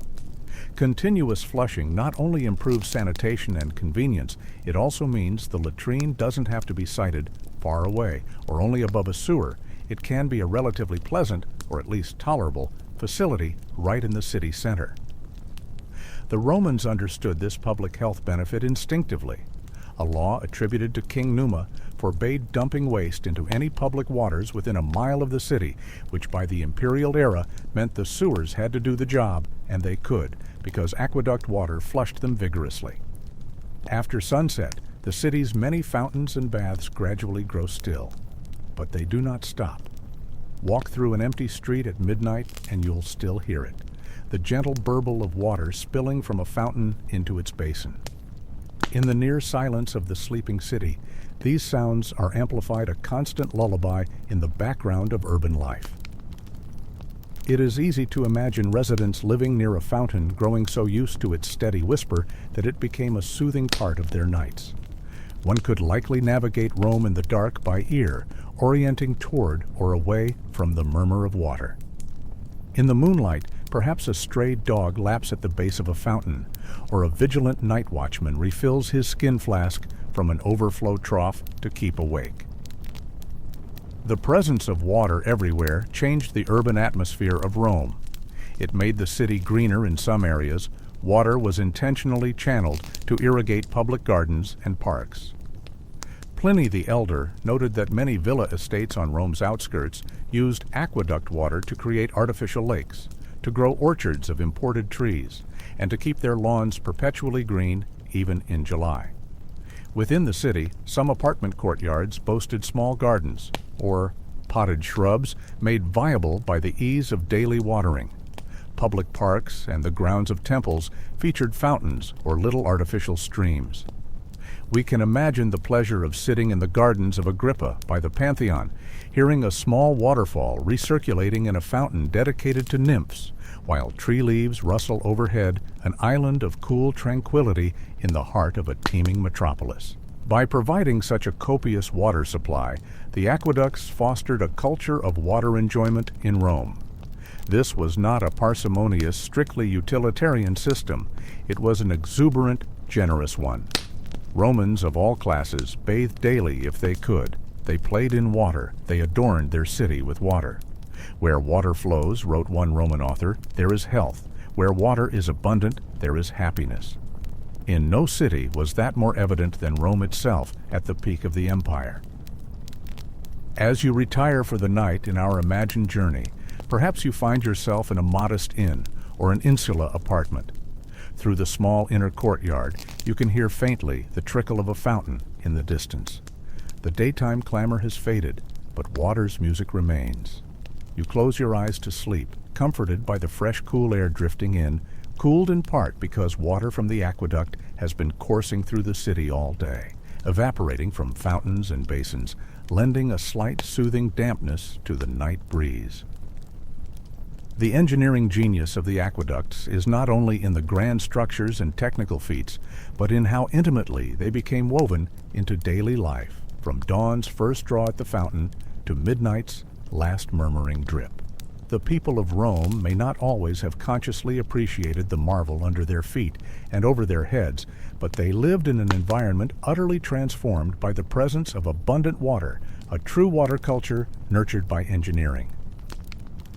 Beyond Rome, aqueducts of an empire. Sunset gilds the lofty arches of the Aqueduct of Segovia as it strides through the heart of an ancient Spanish city, an enduring monument to Rome's far-reaching engineering. The Segovia Aqueduct, built in the late 1st or early 2nd century AD, still dominates Segovia's central plaza, with its double tier of granite arches at one point reaching nearly 30 meters, 100 feet in height. For 18 centuries, it carried water from distant mountains to Segovia's inhabitants, and even today, its silhouette is the city's proud emblem. Segovia's aqueduct is just one example of how the Romans exported their water technology across their vast empire, leaving a legacy that stretches from the windswept hills of Britain to the deserts of Africa and the mountains of the Near East. Once the value of aqueducts was proven in Rome, it didn't take long for other cities to desire the same. Water supply became a hallmark of urban prosperity and Romanitas, the Roman way of life. Whenever the empire established a new colony or refounded a city, one of the surest signs of its advancement was the construction of an aqueduct. By the 2nd century AD, hundreds of aqueducts were operating throughout the provinces. Some were modest affairs, a few kilometers of buried lead pipe, or an arcaded channel bringing water from a nearby spring to a small town's fountain. Others were colossal projects rivaling those in the capital itself. In Gaul, modern France for instance, the city of Nemausus, Nimes, was endowed in the 1st century AD with a splendid aqueduct that included the now famous Pont du Gard Bridge. We visited Pont du Gard earlier, those magnificent triple-tier arches spanning the Garden River. Imagine a traveler in antiquity coming upon that scene, perhaps a Gaulish farmer leading a cart of hay, looking up in awe at the new Roman bridge carrying water high above. It would have seemed almost miraculous, an entire river valley conquered by stone and water. The aqueduct of Nemausus ran about 50 kilometers, 31 miles, mostly underground, and Pont du Gard was its crowning glory. The water it delivered allowed Nimes to flourish with abundant baths, fountains, and pools, sustaining a population that may have approached 50,000 at its height. Even after the Western Roman Empire fell, Pont du Gard stood firm. Local people maintained it in the medieval period, even adding a road across the lower tier in the 1740s. Thus, the bridge that once carried a Roman aqueduct continued to serve the region in altered form, a silent testament to the durability of Roman engineering. Travel eastward to Dacia, modern Romania, or south to Egypt, and you would also find aqueducts, though often of different styles adapted to local conditions. In some places, Roman engineers used long siphon pipelines instead of tall arcades to cross valleys, as dictated by materials and topography. The principle remained: harness gravity, channel water. North Africa boasted some of the longest aqueducts of all. The ancient city of Carthage in modern Tunisia was served by the Zaguan Aqueduct, built in the 2nd century AD under Emperors Hadrian and Antoninus Pius. Its main line stretched an astonishing 92 kilometers, 57 miles, from the springs of Jebel Zaguan to Carthage, making it among the longest aqueducts in the Roman world. The aqueduct's terminus included a vast cistern park in Carthage, where water was stored and distributed to baths. Carthage had enormous thermae, second perhaps only to Rome's, and to dozens of public fountains. Along its route, engineers negotiated hilly terrain and wide depressions. They built arched bridges where necessary and tunneled through hills elsewhere. Parts of this aqueduct still stand, including a long arcaded section marching across the plain near Tunis and the celebrated Temple of Water, a spring capture monument at Zaguan, adorned with a semicircular colonnade where the precious flow was gathered and sent on its way. So well built was this system that centuries later, the Byzantine general Belisarius restored the Zaguan line in the 6th century to supply his garrison at Carthage, and much further on, in the 13th century, the local Hafsid rulers were reportedly still able to use parts of it. Even under French colonial rule in the 19th century, portions of the Roman aqueduct were reused to supply Tunis, a remarkable continuity of infrastructure. In Asia Minor, modern Turkey, Roman aqueducts reached even more daring heights. The city of Constantinople, later Byzantine, now Istanbul, while primarily developed after Rome's fall, inherited the Roman genius for water supply. The Valens aqueduct system, begun in the late Roman period and expanded by Eastern Roman emperors, channeled water from far-off Thracian springs with a combined conduit length of over 240 kilometers, 150 miles. It included immense bridges like the still-standing aqueduct of Valens in Istanbul's center. Outside the city, this system utilized numerous dams and reservoirs to regulate flow, an early example of integrated water resource management. Within Constantinople, the water was distributed to hundreds of neighborhood fountains and stored in monumental underground cisterns like the Basilica Cistern, Yerebatan Saraya, with its forest of columns. One can stand in that cool, dim cavern today, once filled with 80,000 cubic meters of water, and reflect that it was the end point of an aqueduct network conceived by Roman engineers to sustain a great city. Many provincial aqueducts were more modest and leave little above-ground trace. For example, numerous legionary fortresses on the frontiers had small aqueducts, often just wooden troughs or clay pipes running from a spring to a base. At the fortress of Eboracum, York, England, archaeologists found remnants of a lead pipeline likely supplying the Roman fort and town from a source outside the walls.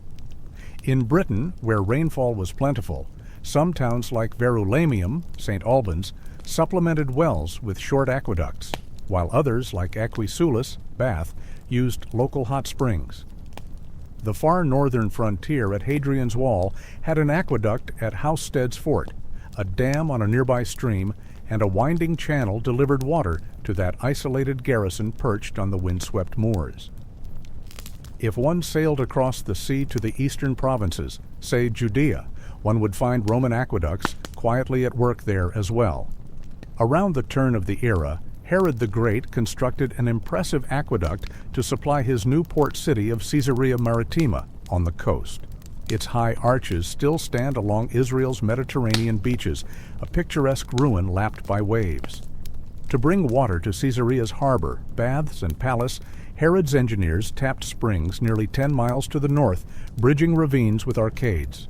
Later in the 2nd century, the Romans added a second parallel conduit to increase capacity. Inland, the ancient holy city of Jerusalem benefited from an aqueduct system, particularly under the Roman prefect Pontius Pilate, traditionally credited with building a new aqueduct. The Solomon's Pools, south of Jerusalem, 3 large rock-cut reservoirs were integrated into an aqueduct that gently conveyed water to the city, terminating at the Temple Mount. This water enabled the famous temple rituals of purification and supported the city's baths and public fountains. Sections of these aqueducts remain visible in the hills around Bethlehem, and astonishingly, portions were refurbished and used well into the time of the Crusades and the Ottoman Empire. So sound was their original design. The pattern repeats wherever Rome's power touched.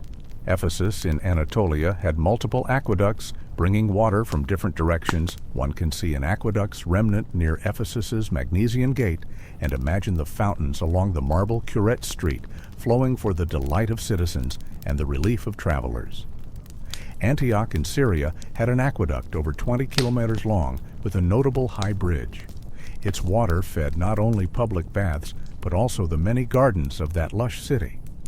At Gerasa, Jerash in Jordan, a tall water tower, likely a distribution castellum, still stands near the Arch of Hadrian, which would have reduced the water's pressure and split flow to street fountains. The examples are as varied as the empire's landscapes. What is truly remarkable is how many of these aqueducts outlasted the empire that built them. In some cases, maintenance continued under new management, Byzantine, Islamic, medieval, because the value of these water systems was self-evident to all. The aqueduct of Segovia in Spain, for example, carried water to the city into the 20th century, with repairs, of course, such as replacing eroded channels with iron pipes. The town finally retired it in the 1970s to preserve the monument, diverting supply to modern pipes. But nearly 1,800 years of continuous service is astonishing. In Tunisia, as mentioned, the Zagouan aqueduct was partially restored in the 1800s to serve Tunis again. In Rome itself, the Aqua Virgo, Aqua Vergine, never stopped flowing through the Dark Ages. Renaissance popes renovated it, and to this day it supplies the Trevi Fountain, where each dawn the same cold water that once fed Agrippa's baths now tumbles forth for tourists and thirsty pigeons. Of course, not all aqueducts survived the turmoil of ages. Many fell victim to deliberate destruction. Gothic armies besieging Rome in 537 AD famously cut its aqueducts to force the city's surrender, and some of those lines, like Aqua Marcia, were never fully repaired, contributing to Rome's decline into a smaller, thirstier medieval town. Elsewhere, gradual neglect as populations shrank led to silted channels and decayed arches. In places where cities were abandoned or reduced to villages, aqueducts became quarries for ready-cut stone. Yet even in ruin, they inspired awe. Throughout the Middle Ages and beyond, travelers wrote about encountering lonely aqueduct arches in the forest or massive broken arcades covered in ivy, often attributing them to mythic giants or to the devil. For who else could build such things? In a sense, the aqueducts became part of folklore mysterious relics of a golden age when water flowed uphill and marble cities bloomed in arid lands. In time, as knowledge revived, these aqueducts also inspired new engineering. Renaissance architects studied Roman ruins and Vitruvius's writings, relearning principles of surveying and hydraulics. The 16th century popes who rebuilt Rome's water supply, creating the Aqua Felice, Aqua Paula, etc., explicitly modeled their feats on the ancients. In the 19th and 20th centuries, when cities like New York, London, and Paris constructed huge aqueducts and reservoirs to bring distant waters to their swelling populations, their engineers invoked Rome as both justification and guide. Even today, modern aqueducts, though made of steel and concrete, are conceptually similar to the Roman ones. They preserve grade, they manage pressure, they include settling tanks and maintenance access, and they aim for longevity. We still use terms like aqueduct and castella. Castella today might refer to distribution tanks that harken back to Roman innovations. Standing before a provincial aqueduct ruin today, one experiences a connection across time. The backdrop may differ: pines and cypresses in Italy, cedars in Lebanon, oaks in France, but the statement is the same. Here, the Romans brought water. Perhaps local children play around the arches, as unaware of the engineering above them as a Roman child might have been 1,800 years ago, simply taking for granted that water comes from some kindly source built by the ancestors. The legacy of Rome's aqueducts spans not only geography, but culture. It is a legacy of public utility, of civic pride, and of the idea that urban life can be healthier, cleaner, and more pleasant when we invest in infrastructure for all. From Rome radiated this knowledge, and with it the prosperity that flowing water brings. Even in ruin, the aqueducts scattered across 3 continents whisper of a time when one empire united diverse lands and raised them all to a common standard of convenience and civilization. They remind us that, in the ancients' own words, Aqueductus, the leading of water, was among the most noble of civic endeavors. The empire fell, but the water kept flowing, and where it eventually stopped, people remembered. Often, when later generations rebuilt cities on old sites, they utilized the remnants of the Roman aqueducts, or tried to emulate them, because the lesson endured. Clean water is the lifeblood of civilization. Conclusion: the ever-flowing legacy. As we conclude our gentle journey through the world of Roman aqueducts, we find ourselves once more beside a quiet stream of water, flowing as it has since antiquity. The engineering genius behind these aqueducts was not just in their stone and mortar, in the precise gradients and arches. It was in the understanding that water is life, and that bringing it where it's needed is one of the highest callings of civilization. The Romans embraced that calling wholeheartedly. Their aqueducts were more than infrastructure. They were a statement of a society that valued public health, convenience, and the well-being of its people. In the grand tapestry of history, many empires are remembered for battles and conquests, for art and philosophy. Rome certainly has all those laurels. But when you stand in the silence beneath a soaring aqueduct arch, listening to the wind hum through its openings, you are reminded of a different kind of greatness, a quiet, enduring greatness that often goes unsung. Frontinus, ever proud of his charge, claimed that compared to the idol pyramids of Egypt or the fabled but functionless monuments of Greece, Rome's aqueducts represented something far more useful and sublime. Bias aside, there is truth in that sentiment. Few ancient works have so directly and positively improved the daily lives of millions for so many centuries as the aqueducts did. The legacy of Roman aqueducts flows down to us today. Our modern cities still build aqueducts, though now they may be steel pipelines or concrete canals following the Roman principle of using gravity and elevation to move water across great distances. Engineers study Roman aqueduct routes and marvel at how surveyors with simple tools achieved gradients and alignments that would challenge us even now. Urban planners recognize that Rome's investment in public water infrastructure was a cornerstone of its resilience and vibrancy. Aqueducts allowed cities to grow larger and healthier than ever before. They democratized access to water. A poor tenant in an insula, drawing water from a corner fountain, drank the same spring water that an emperor enjoyed in his gilded bath, differing only in temperature and setting. Beyond the material legacy, there's a symbolic one: the image of a Roman aqueduct stretching across a landscape, whether it's the rugged countryside outside Rome, the hills of Provence with Pont de Gard, or the outskirts of Segovia with its granite arches, inspires a sense of continuity and reverence. It reminds us that even in antiquity, humans tackled immense practical challenges and succeeded through ingenuity and cooperation. In an age when so much technology becomes obsolete in a few years, the aqueducts teach a lesson in sustainability and foresight. Find solutions that work with nature's laws, like gravity. Build them robustly, and they might serve not just you, but generations to come. Let us imagine one final scene. It is night in the Roman Campagna, the broad countryside outside Rome. Under a moonlit sky, the silhouettes of the Aqua Claudius arches stand against the stars, a ribbon of stone weaving through fields of wild grass. There is a hush over the land. If you listen carefully, you might hear a faint whisper of wind passing through the archways, almost like the echo of water that once flowed atop them. Perhaps an owl perched on a broken cornice hoots softly, keeping watch. The air is cool and carries the earthy scent of night-blooming flowers. These ancient arches, now quiet, once bore the sparkling waters of distant springs to the heart of an empire, day and night without ceasing.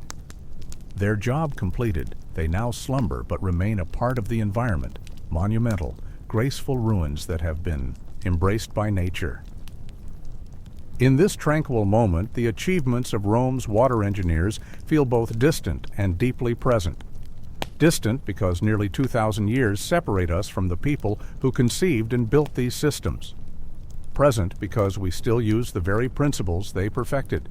We still thirst for clean water and build vast works to obtain it. We still aspire to improve our world with enduring solutions. The aqueduct arch you lean against, warm from the sun's heat absorbed during the day, bridges more than the gap between two hills. It bridges our modern world with that of the ancients. Through it, you can almost sense the ghosts of the past. The surveyor taking a last measurement as dusk falls, the foreman shouting orders to lower the centering for a new arch, the laborer wiping his brow as a fresh spring gushes into a completed channel, the child laughing with delight as cool water pours from a public fountain on a hot afternoon. As our exploration ends, the flowing water and sturdy arches remain imprinted on the mind. Perhaps you will carry with you to bed tonight the gentle sound of a Roman fountain, that perpetual, soothing murmur of water pouring into a basin. It is a sound that Romans lived with and loved, a sound that signified security, abundance, and life. Let it reassure you as well, like a lullaby from a wise old friend. In the end, the story of Roman aqueducts is a story of optimism, the belief that through ingenuity and effort, people can make their world a better place. The Romans did it with stone, lead, and the mathematics of gravity. Their solutions were elegant and effective, so much so that many still function or influence us today. As you close your eyes and drift into sleep, think of the steady flow of water that once connected so many lives across an empire. In that flow was the genius of Rome, quiet, constant, nourishing. May the memory of that gentle ancient stream carry you to sweet and restful dreams. The water of the aqueducts continues to whisper its wisdom through the ages, that with vision and care, humans can align themselves with nature's gentle forces to bring comfort and peace. In this soft knowledge, we bid good night under the watch of the timeless arches and the eternal stars, accompanied always by the serene music of water.